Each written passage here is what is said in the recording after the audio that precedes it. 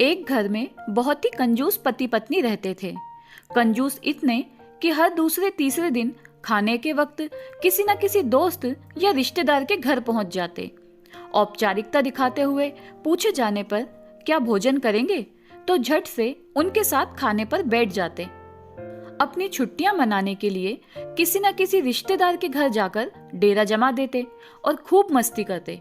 अपनी खातिरदारी करवाना और रोज रोज नए नए पकवान की फरमाइश करना तो अपना हक समझते, लेकिन जब कोई उनके घर आने का बोलता तो टालते।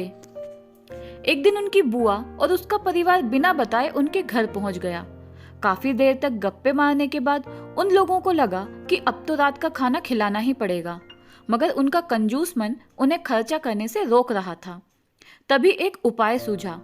बुआ की तरफ देख पति पत्नी से बोला, आज बुआ बहुत दिनों बाद घर आई है, तुम जल्दी से और कुछ नहीं तो दाल चावल और मटर पनीर बना लो।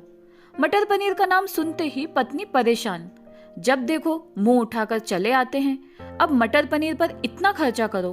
मन ही मन बड़बड़ाती हुई पत्नी रसोई में जा घुसी।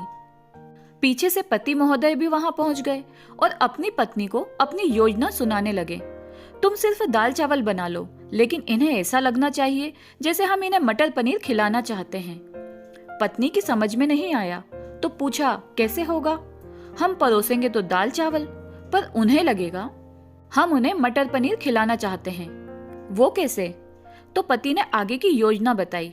ऐसा करना, रसोई में जाकर दाल चावल बना लो और जब तैयार हो जाएं तो मुझे आवाज लगाना, खाना तैयार है, आप सब टेबल पर लगा दो। पत्नी जी ध्यान से सारी बातें सुनती रही और आगे की योजना सुनने को बेताब होने लगी। जब मैं प्लेट लगाऊं तो तुम एक खाली कटोरा गिरा देना, जब मैं पूछूं तो तुम जवाब देना मटर पनीर गिर गई। मटर पनीर बचा नहीं तो दाल चावल ही खाना पड़ेगा। योजना सुनकर वो बहुत खुश हो गई। अब पत्नी दाल चावल बनाने में लग गई। खाना बन जाने के बाद पति को आवाज लगाई, खाना बन गया है, आप टेबल पर प्लेट लगा दें। पति उठा और अलमारी से प्लेट लेकर टेबल पर लगाने लगा। तभी किचन से कुछ बर्तन गिरने की आवाज आई। पति ने पूछा, क्या गिरा दिया? तो पत्नी की तरफ से कोई जवाब ना मिलने पर रसोई में भाग कर आया।